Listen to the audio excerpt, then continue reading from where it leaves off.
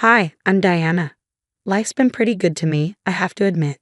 I've got an amazing job as a marketing executive, a loving husband named Tom, and two incredible kids, Noel, who's 12, and Liam, who's 8.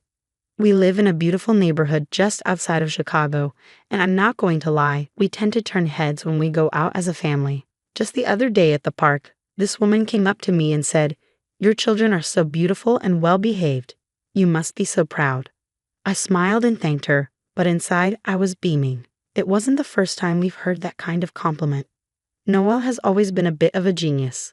Just last week, she came home waving a piece of paper. Mom, I got the highest score in my class on the math test." I hugged her tight, my heart swelling with pride. That's my girl. We're going to celebrate big time. Liam isn't far behind in his own way either. He has a gift for science that sometimes leaves me speechless. Just yesterday, he was explaining something complicated about planets that went right over my head. "And that's why Saturn has rings, Mom," he said, his eyes glowing with excitement. "Tom and I make a great team. He's always been supportive of my career, and I make sure I'm there for all the important moments with the kids. We're not perfect, but honestly, we're pretty close." Then, there's my sister-in-law, Monica.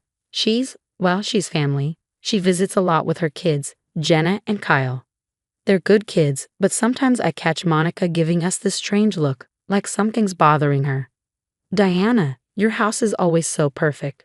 How do you manage it all?" she asked the last time she was over. Her voice was sweet, but there was this sharpness underneath.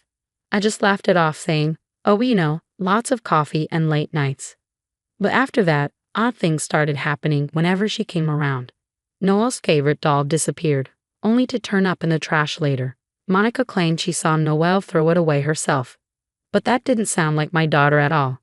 Another time, Liam's science project was mysteriously knocked over right before the school fair. Monica had been the only one in the room, but she swore she hadn't touched it. I tried to brush it off, she's family, right? But a nagging feeling kept gnawing at me. Anyway, I got bigger things to worry about. Noelle just won the regional spelling bee, and I'm planning a big celebration for her. Balloons, cake, everything. I want her to know how proud we are. "Mom, do we have to invite Aunt Monica?" Noelle asked when I told her about the party. "Honey, she's family. Of course we do," I said, even though that uneasy feeling crept back into my stomach. The day of Noelle's party arrived, and the house was buzzing with excitement. Balloons filled the living room, and the smell of freshly baked cake filled the air. I was putting the last touches on the decorations when Monica walked in with her kids. "Diana, you've really outdone yourself this time," she said, her eyes scanning the room. "Thanks, Monica. We're just so proud of Noelle," I replied, keeping my tone friendly. As the guests began to arrive, I noticed Noelle looking a little anxious. "You okay, sweetie?" I asked. "Yeah, Mom, just a bit overwhelmed," she admitted. That's when Monica swooped in. "Why don't I help you get ready, Noelle? We can fix your hair upstairs before the photos." Before I could say anything, they were already heading up the stairs. I should have trusted my gut, but I was too busy greeting guests to stop and think. About 20 minutes later, I heard a commotion upstairs, and when Noelle came down, my heart nearly stopped. Her long, beautiful hair, the hair she'd been growing for years, was chopped off in jagged chunks, barely reaching her shoulders. Tears streamed down her face. "What happened?" I gasped, rushing to her side. Monica followed behind, scissors still in hand. "Oh, Noelle wanted a new look for her big day. Isn't it cute?" she said, her voice unnervingly casual. "No, I didn't," Noelle sobbed. "She just started cutting." I felt a wave of anger boiling inside me.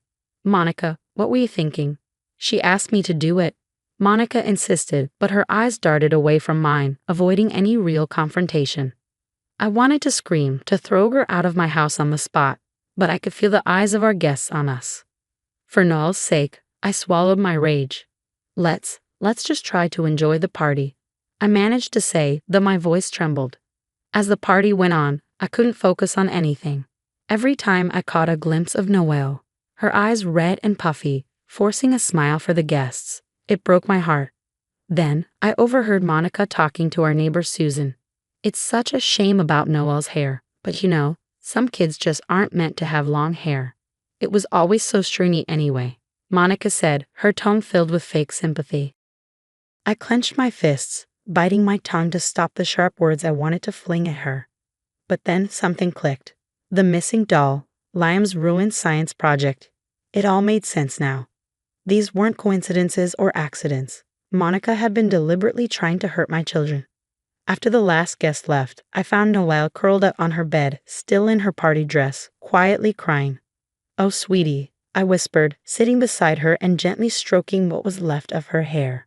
"Why would Aunt Monica do this, Mom?" she asked between sobs. "I don't have baby, but I promise you, I'm going to find out," I vowed, anger and determination swelling within me, "and I'll make sure she never hurts you or anyone else in this family again." As I held my daughter, my mind raced. How long had this been going on? What else had Monica done behind our backs? One thing was clear. This wasn't over, not by a long shot. After that disastrous party, I couldn't just sit back. I needed answers. I started discreetly reaching out to family and friends, asking casual questions about Monica. "Hey Sarah, has Monica ever said anything odd about us?" I asked one of our close friends. Sarah hesitated. "Well, she did mention that Noelle struggles in school." "But that can't be true, right?" My blood boiled. Noelle was a straight-A student. What else had Monica been saying? Next, I called Tom's mother. "Mom, have you noticed anything strange about Monica lately?" Tom's mom sighed. "I didn't want to cause trouble, but I've seen her pocket a few small things from your house, like a figurine or a piece of jewelry." I was floored. Monica had been stealing from us. When I started checking around, I realized several small valuables were indeed missing. The final straw came when Liam's big science fair was approaching. He'd been working on his project for months. One afternoon, Monica offered to help him adjust a part of it. "I'll just tweak this," she said, reaching for a crucial component. "Monica, wait." I called out, rushing over. I caught her just in time. She was about to break a key part of Liam's project. That night, after everyone had gone to bed, I made a decision. I installed hidden cameras around the house. It felt wrong, but I had to protect my family. The footage I captured was horrifying. Monica rummaging through our drawers, whispering cruel things to the kids when no one was around, and even trying to cause accidents. In one recording, she told Noelle, "Your mom only loves you because you're smart. Better keep those grades up." I was livid. How dare she manipulate my children like that? But the real bombshell came when I overheard Monica on the phone while she was in our guest bathroom. "I know I owe you money," she hissed. "I just need more time." Curious, I started digging. It turned out Monica was in deep debt, gambling and spending far beyond her means. Was that why she had been stealing from us? As I pieced everything together, a plan began forming in my mind. I couldn't let Monica keep hurting my family. It was time to expose her for who she really was. I set up a family dinner and invited Monica and her husband over. I made sure to leave some tempting valuables in plain sight, and the hidden cameras were ready. As I prepared for the dinner, my heart raced. This was it. Tonight, everything would change. Monica had no idea what was coming. The night of the dinner arrived, and I felt a mix of nerves and resolve. I had invited Tom's parents, my closest friend Sarah, and of course, Monica and her husband Steve. As everyone settled in, I subtly steered the conversation. "So, Noelle, how's that advanced math class going?" I asked. Noelle beamed. "Great, Mom. I got the highest score on our last test." I saw Monica's eye twitch and she muttered, "Well, not everyone can be good at everything." As the night went on, I kept highlighting my kids' achievements, and with each comment, Monica grew more agitated. Finally, she snapped. "Oh, please, your kids aren't that special. Noelle is probably cheating on those tests and Liam's science projects. We all know you do them for him." The room went silent. That's when I stood up. "I think it's time we all saw something," I said, turning on the TV. The hidden camera footage began playing. Everyone watched in horror as Monica's true nature was revealed. The stealing, the cruel words to my children, the attempted sabotage. Tom's mother gasped. "My pearl necklace. Monica, how could you?" Steve turned to his wife, his face pale. "What's this about owing money? Monica, are we in debt?" Monica's face crumbled. "I can explain." But there was no explaining away what we'd all seen. As her world unraveled, she turned to me, her eyes pleading. "Diana, I'm so sorry. I didn't mean to." I cut her off. "No, Monica, you don't get to apologize. You've been hurting my family for years. It stops now. Tom stood beside me, his arm around my waist. I think it's best if you leave, Monica, and don't come back. As Monica and Steve left, the family rallied around us. Tom's parents hugged the kids, apologizing for not realizing what had been happening sooner. Sarah squeezed my hand, telling me how brave I was for standing up. In the weeks that followed, word spread that Steve had filed for divorce after uncovering the full extent of Monica's gambling debts. There was even talk of legal action for the thefts. 6 months later, life had changed dramatically. Noelle's hair had grown back, and she was thriving in school, more confident than ever. Liam had won the science fair, beaming with pride at his accomplishment. One night, as I tucked the kids in, Noelle looked up at me. "Mom, I'm glad Aunt Monica's gone. I feel safer now." I hugged her tight. "Me too, sweetie, me too."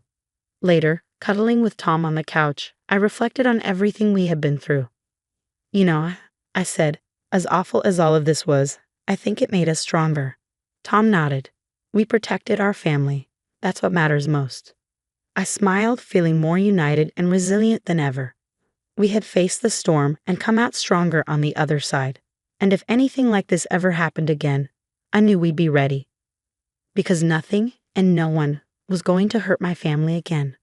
Now I have a question for you. If you were in Diana's shoes, would you have exposed Monica's actions publicly at the family dinner, or would you have confronted her privately first?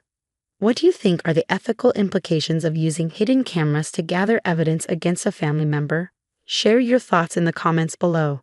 Your perspective could help others who might be dealing with toxic family situations. If you found this story engaging, please hit that like button and subscribe to our channel for more compelling content.